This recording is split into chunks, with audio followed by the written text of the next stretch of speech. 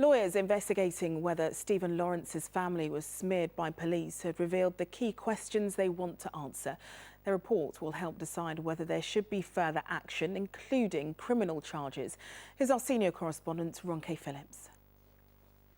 Doreen Lawrence emerging from the Home Office immediately after the meeting to discuss allegations, which she described as making her sick to her stomach.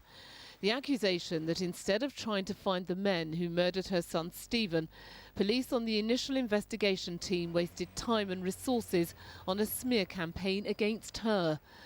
The review into exactly what was done and by who was ordered by the Home Secretary Theresa May, and today the team carrying it out released details of the 6 questions they'll set out to answer. The first 3 will look into the corruption allegations, then the review will ask who ordered the undercover operation and why. What was the extent of the surveillance? And finally, what was the real extent of the surveillance of Dwayne Brooks, who was with Stephen on the night he was killed, and his solicitor? The claims came to light in an interview given by this man, Peter Francis, who was an undercover police officer at the time.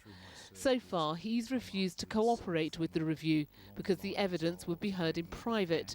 It's believed he may be more willing to cooperate with a public inquiry, the preferred forum of Doreen Lawrence and her legal team. Our view is that the Home Secretary should have a judge-led public inquiry.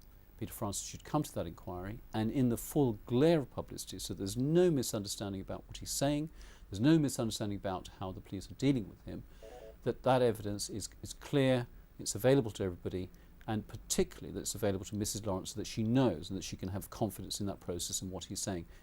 The Lawrence team will find out if they're to get their judge-led inquiry when the Ellison review is published at the end of this year. Ronke, where could this review lead? Well, the Home Secretary has never ruled a public inquiry completely off the table. She's always acknowledged that these are really serious allegations that go right to the heart of the Metropolitan Police and ask questions about its ethics and its integrity.